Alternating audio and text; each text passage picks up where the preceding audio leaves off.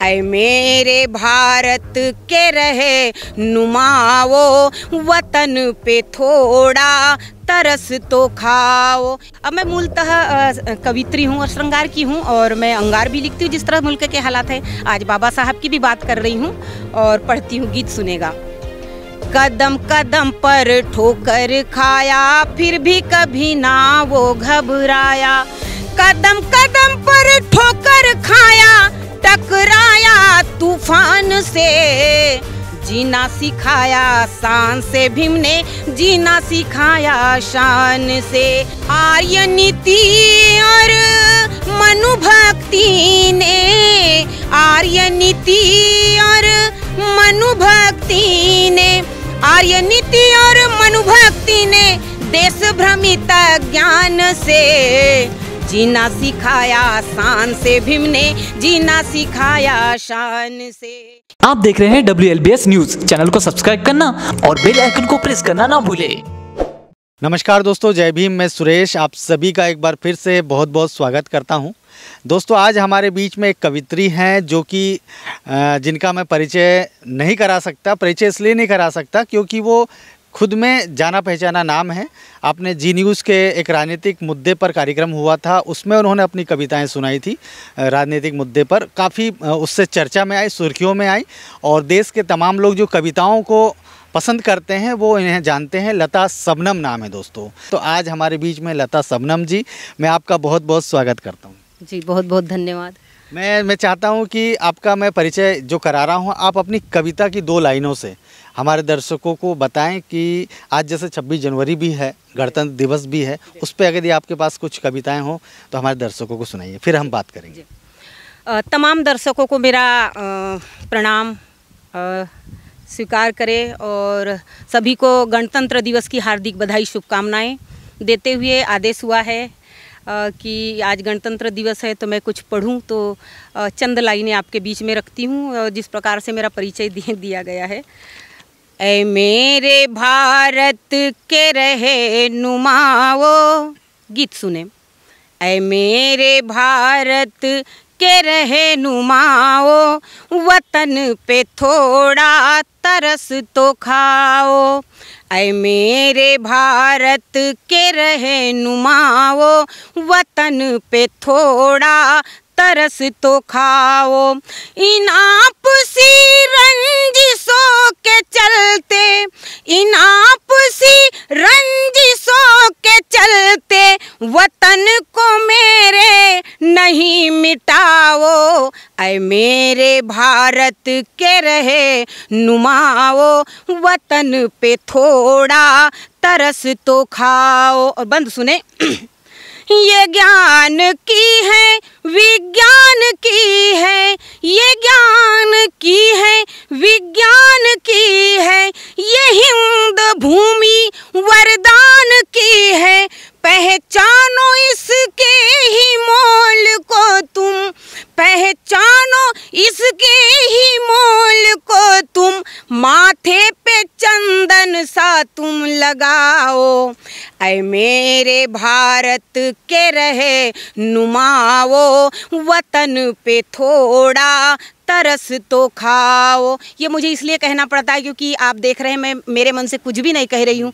दहशत का माहौल है, आतंक है, ऐसे में मैं क्या कह सकती हूँ। इसलिए चंद पंक्ति आपके बीच में, फिर 4 पंक्तियाँ सुने, इसी गीत का बंद सुने। ये बाग उन सब सेनानियों का, ये बाग उन सब सेनानियों का, ये बाग लाखों कुर्बानियों का। तरह तरह के है फूल इसमें, तरह तरह के है फूल इसमें, शैतानियों से ना तुम मिटाओ। ऐ मेरे भारत के रहे नुमाओ, वतन पे थोड़ा तरस तो खाओ, ऐ मेरे भारत के रहनुमाओ, वतन पे थोड़ा तरस तो खाओ। इन आपसी रंजिशों के चलते, इन आपसी रंजिशों के चलते, वतन को मेरे नहीं मिटाओ, ऐ मेरे भारत के रहनुमाओ, वतन पे थोड़ा तरस तो खाओ। बहुत ही ज़बरदस्त, बहुत ही ज़बरदस्त। और आज जैसे गणतंत्र दिवस है तो बाबा साहब को कहीं ना कहीं हम भूल जाते हैं। आज भी मैं देखता हूँ कि मैंने ट्विटर खोला या फेसबुक देखता हूँ या जो हमारा जो मनुस्ट्री मीडिया या मेनस्ट्रीम मीडिया वो देखता हूँ, तो उसमें देखता हूँ कि तिरंगे की बड़ी बड़ी फ़ोटोएँ रहती है, गांधी जी की फ़ोटो रहती है, सुभाष चंद्र बोस जी की रहती है, या बहुत सारे हमारे महापुरुषों की रहती है, जो निश्चित रूप से उन्हें याद करना ज़रूरी है आज के भी दिन। लेकिन जो गणतंत्र के जो मुख्य महानायक हैं डॉक्टर बाबा साहेब अम्बेडकर, जिन्होंने इस देश का संविधान लिखा, उन्हें कहीं जगह नहीं दी जाती है। उनके साथ जातिवाद हाँ, तो अगर आप गणतंत्र दिवस पर अगर उनके लिए भी अगर आपने कोई 2 लाइनें लिखी हैं या बाबा साहब के लिए 2 लाइनें लिखी हैं तो हमारे दर्शक सुनना चाहेंगे। जी, मैं बाबा साहब के लिए एक गीत ही आपके बीच में लेकर आई। सर्वप्रथम गणतंत्र दिवस की बात हो गई और मैं बाबा साहब की बात रखती हूँ, जिन्होंने हमें जीने का अधिकार दिया, संविधान दिया। संविधान में इतनी सारी महिलाओं के लिए धाराएं दी हैं। आज बाबा साहब नहीं होते, मुझे ज़्यादा बताने की भी आवश्यकता नहीं है, तमाम विद्वान लोग हैं और मैं तो एक कतरा मात्र हूँ, मैं क्या बता सकती हूँ। मगर जो महसूस किया है कि कितनी कठिनाई, कितनी यातनाएं बाबा साहब ने हमारे लिए झेला। आज बाबा साहब कुछ दिन और जी लेते तो क्या से क्या हो जाता। बाबा साहब को लोगों ने खरीदने की भी कोशिश की, अनेकों धर्मों का अध्ययन किया। बाबा साहब ने हमारे लिए अपने परिवार तक खो दिया, अपने बच्चों तक के खो दिया। तो मुझे इतना कष्ट होता है, तो क्या हम बाबा साहब के लिए उनका स्मरण और क्या उनके सिद्धांतों पर नहीं चल सकते। तो आइए मैं एक गीत उनके श्री चरणों में रखती हूँ और आप तक पहुँचाने की कोशिश करती हूँ।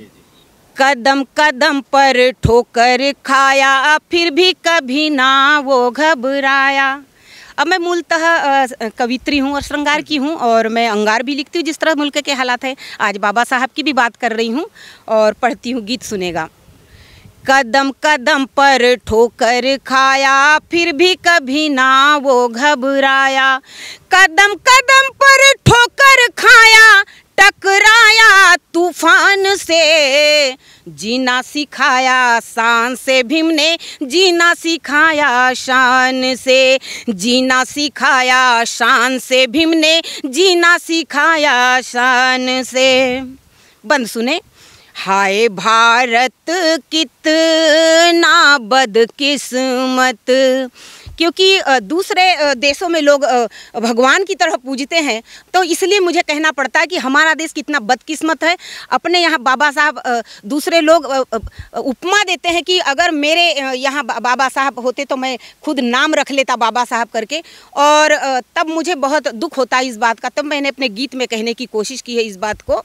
हाय भारत कितना बदकिस्मत, जहाँ मानवता थी बेअसमत। आर्य नीति और मनुभक्ति ने, आर्य नीति और मनुभक्ति ने, आर्य नीति और मनुभक्ति ने देश भ्रमित ज्ञान से, जीना सिखाया शान से भीम ने, जीना सिखाया शान से, जीना सिखाया शान से भीम ने, जीना सिखाया शान से। छूत अछूती मंदिर पान, बात इशारों में प्रतीकों के माध्यम से करना चाहती हूँ।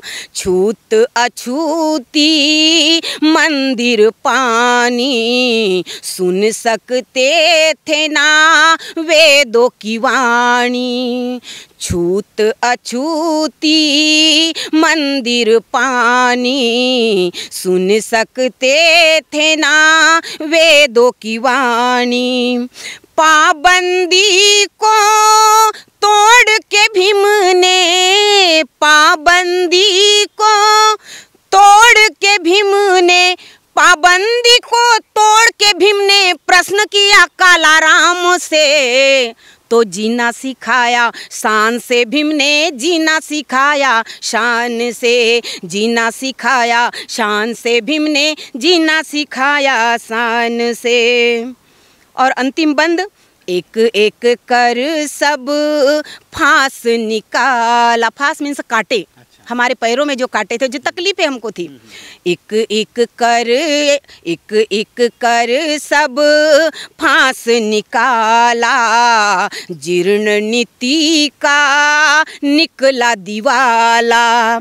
कानून से सब भेद मिटाकर, कानून से सब भेद मिटाकर, कानून से सब भेद मिटाकर, स्वयं लिखित संविधान से जीना सिखाया, शान से भीम ने जीना सिखाया, शान से जीना सिखाया, शान से भीम ने जीना सिखाया, शान से। बहुत ही सुंदर। दोस्तों, अगर ये सारी बातें अगर हम भाषण दे के यदि बोल के बताएंगे तो काफ़ी समय लग जाएगा और हो सकता है कि आपको वो बहुत सारी बातें समझ नहीं आ जाएंगी। जिस प्रकार से इन्होंने कालाराम मंदिर की बात की, जब मंदिरों में हमें प्रवेश का अधिकार नहीं था, जिस प्रकार से इन्होंने बताया कि अलग अलग फांस निकाले, मतलब जो अलग अलग गुलामी की जंजीरों को बाबा साहब ने तोड़ा, जो संघर्ष करके उन्होंने कितने अच्छे से शब्दों में बता दिया। मेरे पास शब्द नहीं है कि आपकी मैं प्रशंसा कर सकूं। जैसे मैं आपसे ये जानना चाहता हूं कि आप आगे जो तथागत बुद्ध के बारे में भी सही ना कहीं आपने लाइन लिखी होगी, उसके पहले मैं आपसे जानना चाहता हूं कि आपका जो बैकग्राउंड है, आपका जो परिचय है, आप बालाघाट मध्य प्रदेश की रहने वाली हैं, तो आपको ये प्रेरणा कैसे मिली कि मुझे इस फील्ड में भी जाना चाहिए, अपनी आवाज़ को या अपनी कविता को दूसरों तक पहुंचाना चाहिए? सर, मैं बालाघाट ज़िले से तो हूँ, मगर मेरा ग्राम निवास जो है, जहाँ मैंने जन्म लिया, वो गांव है बालाघाट के आगे 1 घंटे का सफ़र होता है और उसका नाम है किरनापुर के बाजू में सिवनी ग्राम, एक छोटा सा।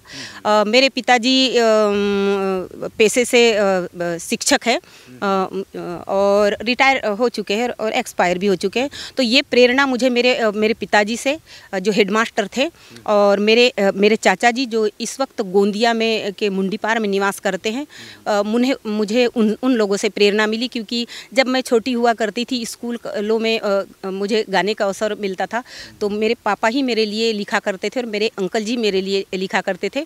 फिर कुछ एक टाइम आया, फिर मैंने खुद से कलम हाथ में लिया और मैंने लिखना शुरू किया। प्रेरणा वहाँ से मिली, मगर अखिल भारतीय मंचों पे मैंने प्रवेश तब किया। बालाघाट के करीब में एक धनसुआ ग्राम है, वहाँ पे एक अखिल भारतीय कवि सम्मेलन था और मुझे तब पता नहीं था कि कविता होती क्या है। बस जो लिखना था, जो पढ़ना था, मैंने पढ़ दिया मंचों पे। लेकिन पहला मंच वो था, मुझे आमंत्रित किया गया और जब मैं गई तो मुझे डर भी नहीं था, क्योंकि 2-4 कविता अपने पास में थी। जो गीत थे वो कविता है, गीत है, मुझे नहीं मालूम था। मैंने पढ़ दिया और बहुत सारे लोग थे, कवि शायर लोग थे। फिर उन्होंने मुझे शाबाशी दी कि आप तो बहुत अच्छा पढ़ती है, माशाल्लाह, आपकी आवाज़ भी बहुत अच्छी है। तो मुझे और भी बहुत अच्छा लगा और उस मंच से सीधे मुझे अखिल भारतीय मंच मिला। तिरोड़ी में दिनेश देहाती जी का मंच है, उन्होंने मुझे सीधे अखिल भारतीय स्तर के मंच पे बिठा दिया, जहाँ 10 कवि होते हैं। और फिर बस मेरा सफ़र ये कवि सम्मेलन का शुरू हुआ और मैं आज आप लोगों के आशीर्वाद से, आप सभी के आशीर्वाद से मैं देश का भ्रमण करती हूँ। ये और बात है, मुझे मॉरिशस का भी आदेश आया था, मगर किसी कारणवश घर से जाना नहीं हो पाया, तो मैं नहीं जा पाई। आपके आशीर्वाद से मैंने दिल्ली, बॉम्बे, कलकत्ता और मैं जहाँ जहाँ भी मैं जा सकती हूँ, मैंने कोई ऐसा अभी छूटा नहीं है जहाँ मैं नहीं गई हूँ। आप सभी का, तमाम दर्शकों का बहुत बहुत आशीष और ऐसा ही प्यार बना रहे, ताकि मैं और भी आगे कुछ कर सकूँ। आप अभी तथागत बुद्ध से संबंधित एक कविता सुनाएं। उसके पहले मैं दर्शकों को बताना चाहता हूं कि मैडम जब जी न्यूज़ में एक कार्यक्रम में इन्होंने कविता सुनाई थी, राजनीतिक कविता थी, देश के जो वर्तमान हालात थे उस पर उन्होंने बहुत ही ज़बरदस्त कविता सुनाई थी। उसके बाद ये सुर्खियों में भी आ गई थी, तो वो कविता भी आप सुनाइएगा। हाँ, वो कविता भी सुनाइएगा, लेकिन आप तथागत बुद्ध के ऊपर से एक कविता सुनाइए, क्योंकि हमारे चैनल का नाम है वी लव बाबा साहब। यदि हम बाबा साहब से प्यार करते हैं तो ज़रूर है कि हम तथागत बुद्ध के अनुयायी हैं और उनकी शिक्षाओं को चलना चाहते हैं। तो एक तथागत बुद्ध।